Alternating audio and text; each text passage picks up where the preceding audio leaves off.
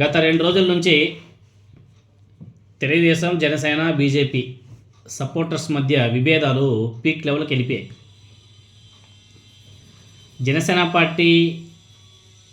జనసేన పార్టీలో ఉన్నటువంటి కొంతమంది కీలక నాయకులు కానీ కీలక నేతలు వాళ్ళ జనసేన పార్టీ సపోర్టర్స్తో కలిసి తెలుగుదేశం పార్టీలో ఉన్నటువంటి కీలక నేతతో జూమ్ మీటింగ్స్ పెట్టించి గట్టిగానే నడుపుతున్నారంట వివరాలు. Janasena party supporters, Janasena party కార్యకర్తలు తమ పార్టీ కోసం పనిచేయకుండా, తమ పార్టీ అభివృద్ధి కోసం పనిచేయకుండా, తమ పార్టీని విస్తరించకుండా తెలుగుదేశం పార్టీతో కలిసి పనిచేయడానికి సిద్ధమైపోతున్నట్టుగా కనిపిస్తుంది.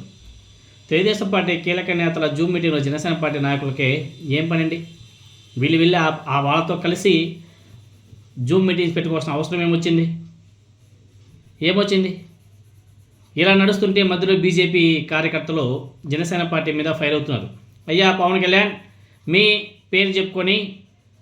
పేరు చెప్పుకొని కొంతమంది ఫాలోవర్స్, అదేవిధంగా కొంతమంది ఫాలోవర్స్ సంపాదించిన కొంతమంది మీ పార్టీలో కొంతమంది కీలక నేతలు తెలుగుదేశం పార్టీ జూమ్ మీటింగ్స్తో కలిసి పనిచేస్తున్నారయ్యా, ఏంది కథ అని చెప్పేసి మధ్యలో బీజేపీ సపోర్టర్స్ అంతా కూడా పవన్ కళ్యాణ్ ట్యాగ్ చేసి ట్వీట్లు చేస్తున్నారు.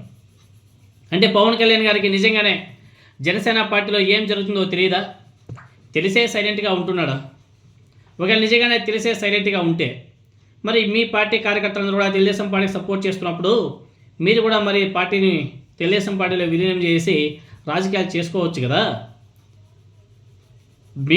ఒక పార్టీలో ఉంటే ఇంకొక పార్టీకి పనిచేయడం మేము అసలు ఇదేంటి కథ మనకైతే అర్థం కావడం.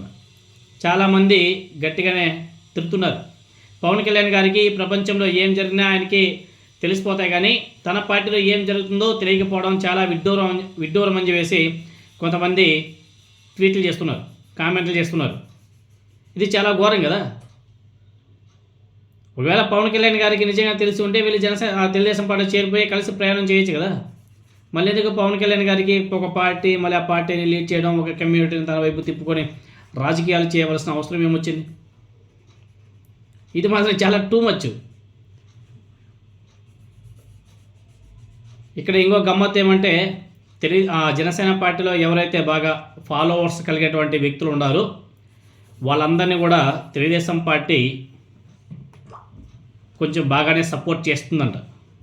సపోర్ట్ చేసి వాళ్ళకందరికీ కూడా ఒక ఎల్ఈడి టీవీ, ఒక యూట్యూబ్ ఛానల్ క్రియేట్ చేసి 25,000 రూపాయల జీతం ఇచ్చి తెలుగుదేశం పార్టీకి సపోర్ట్గా మాట్లాడే విధంగా వాళ్ళందరినీ కూడా ఎంకరేజ్ చేస్తున్నారంట. ఇప్పుడు నిన్నటి నుంచి ఎక్స్లో అయితే ఇదే అసలు ఇంకా వైసీపీ వాళ్ళు అయితే ఆ జనసేన పార్టీ వాళ్ళని అయితే అసలు మామూలుగా తగులుకోలే, బీభత్సంగా ట్రోల్ చేస్తున్నారు. మీకెందుకు రాజకీయాలు, ఇంకొక పార్టీకి అమ్ముడుపోయి మీకెందుకు రాజకీయాలు, జూమ్ మీటింగ్స్ మరి పెట్టించుకొని తెలుగుదేశం పార్టీతో కలిసి ప్రయాణం చేయడానికి మీరు సిద్ధపడ్డారంటే మరి మీరు జనసేన పార్టీ కార్యకర్తలు, జనసేన పార్టీ మాది ఆ పార్టీ, మేము ప్రశ్నించే పార్టీ అని చెప్తే ఇంకొకసారి బాగుండదని చెప్పేసి కూడా వైసీపీ వాళ్ళు గట్టిగా తగులుకున్నారు. ఇది మాత్రం రియల్గానే చెప్పాలంటే ఒక పార్టీలో ఉంటూ ఒక పార్టీ పేరు చెప్పుకొని ఇంకొక పార్టీతో పనిచేయడం, ఇంకొక పార్టీ ఎంకరేజ్ చేయడం ఏందో మనకైతే అర్థం కాలేదు. సో మేబీ ఫ్యూచర్లో ఈ జనసేన పార్టీ ఎవరైతే సపోర్టర్స్ ఉన్నారో, బాగా ఎక్కువ ఫాలోవర్స్ కలిగి ఉన్నటువంటి సోషల్ మీడియా సోల్జర్స్ ఎవరైతే ఉన్నారో, జన సైనికులు ఎవరైతే ఉన్నారో వాళ్ళందరూ కూడా ఫ్యూచర్లో తెలుగుదేశం పార్టీ కోసం పనిచేస్తారా అంటే మేబీ అన్న సందేహాలు కూడా వినబడుతున్నాయి. మొన్నటి వరకు నారా లోకేష్ గారి మీద విరుచుకుపడినటువంటి జన సైనికులు ఇప్పుడు వాళ్ళంతా కూడా నారా లోకేష్ గారి ఆధ్వర్యంలో పనిచేయడానికి సిద్ధమైపోయారు. ఆయన ఆధ్వర్యంలో పనిచేయడానికి సిద్ధమైపోయారు. మొన్నంతా ఒంటి కాలు మీద లేచి నిలబడ్డారు జన సైనికులు. ఇప్పుడు ఆయన ఆధ్వర్యంలో పనిచేయడానికి సిద్ధమయ్యారంటే వాళ్ళ పరిస్థితి ఏమిటి అన్నది ఒకసారి అర్థం చేసుకోవాలి. అదేవిధంగా ఎవరో ఒక బీజేపీ కార్యకర్త, మీకు అందరికీ కూడా తెలిసిందే, రీసెంట్గా అతన్ని తెలుగుదేశం పార్టీ కూటమి ప్రభుత్వం జైల్లో కూడా పెట్టింది. తర్వాత అతను బయట వచ్చాడు. హలో మిస్టర్ పవన్ కళ్యాణ్, మీ పేరు చెప్పుకొని మీ వీరాభిమానులు అనే పేరుతో ఫాలోవర్స్ సంపాదించుకొని ఇప్పుడు వాళ్ళని తీసుకుపోయి వేరే పార్టీ కీలక నేతతో జూమ్ మీటింగ్స్ పెట్టిస్తున్నట్లు బ్రోకర్ గురించి, జూమ్ మీటింగ్స్ పెట్టిస్తున్న మీ పార్టీ కార్యకర్తల గురించి మీకు తెలుసా? మీకు తెలియక జరిగితే ఓకే, తెలిసి జరిగితే చెప్పేదేం లేదు అని చెప్పేసి ఒక బీజేపీ కార్యకర్త పవన్ కళ్యాణ్కి ట్యాగ్ చేస్తూ ట్వీట్లు చేశారు. తర్వాత కొంతమంది కామెంట్స్, ఆయనకు దేశంలో ఉన్న అన్ని పార్టీలో ఏం జరుగుతుందో తెలుసు, ఒక్క ఆయన చెప్పుకునే బీజేపీలో తప్ప లైట్ తీసుకో ఏదో ప్రెస్టేషన్లో ఉన్నాడు అని చెప్పేసి ఇంకొక అతను.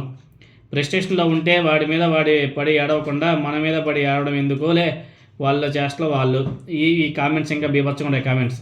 కాబట్టి ఒక పార్టీలో ఉంటూ ఇంకొక పార్టీ నాయకత్వంలో పనిచేయడం, వాళ్ళకి అమ్ముడు పోవడం అఫ్కోర్స్ తప్పులేదులే. ఎందుకంటే ఎవరైతే డబ్బులు ఇచ్చి ఎంకరేజ్ చేస్తారో వాళ్ళ సైడే ఎవరైనా సరే నిలబడతారో తప్ప ఈ కుల భావన పెంచుకోండి, మత భావన పెంచుకోండి, మీరందరూ నా చుట్టూ వలయంలో నిలబడాలి అని చెప్పేసి మాట్లాడతారు చూసావు పవన్ కళ్యాణ్.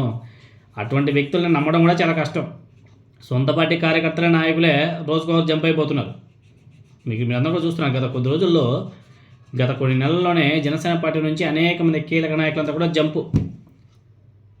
మరి కార్యకర్తలు అంటే వాళ్ళ కింద ఉండే క్యాడర్కి వాళ్ళకి తెలియదు, వాళ్ళకి బుర్రలు పనిచేయి. ఎందుకంటే వాళ్ళ రాజకీయాలు ఎలా ఉంటాయి, పవన్ కళ్యాణ్ గారు ఏ విధంగా వ్యవహరిస్తాడు, ఆ వ్యవహారం ఏందని తెలియదు వాళ్ళకి. వాళ్ళు ఏమంటే పవన్ కళ్యాణ్ ఆ 2-3 ట్వీట్లు చూస్తారు, ఎగిరెగిరి పడుతూ ఉంటారు తప్ప వాళ్ళకి నిజాలు తెలియదు. వాళ్ళకి గ్రౌండ్ లెవెల్లో ఏం జరుగుతుందో తెలియదు. వాళ్ళకి పవన్ కళ్యాణ్ గారి స్టామినా ఏందో తెలియదు. వాళ్ళకి పవన్ కళ్యాణ్ గారి సత్తా ఏందో వాళ్ళకి తెలియదు. అంటే స్టామినా సత్తా అంటే తెలుగుదేశం పార్టీ కన్సర్న్లో పనిచేయడం. ఆయన ఎప్పుడు చంద్రబాబు నాయుడు గారిని ముఖ్యమంత్రి చేయాలని అంటాడే తప్ప, ఆయన ఆధ్వర్యంలో పనిచేయాలనేసి అంటాడే తప్ప, నేను ముఖ్యమంత్రి అవ్వాలా, నేను కూడా ఎదగాల, మన పార్టీ కూడా ఎదగాల అని చెప్పేసి ఉండదు. కర్ణాటకలో కుమారస్వామి అనేసి ఒక ఆయన ఉంటాడు. ఆయన పార్టీ, ఇక్కడ పవన్ కళ్యాణ్ గారి పార్టీ ఒకటే అనేసి అనుకోవాలి. ఆయన ఎలా వ్యవహరిస్తారో ఆ పార్టీ ఎలా వ్యవహరిస్తుందో ఇక్కడ కూడా ఆయనలా ఇంకొక కుమారస్వామి తయారైపోయాడు ఈ పవన్ కళ్యాణ్ అనేసి బీజేపీ నాయకులు అంటున్నారు. నేను కాదు, బీజేపీ ఎవరైతే సపోర్టర్స్ ఉన్నారో వాళ్ళు మాట్లాడుతున్నారు, వాళ్ళు కామెంట్ చేస్తున్నారు.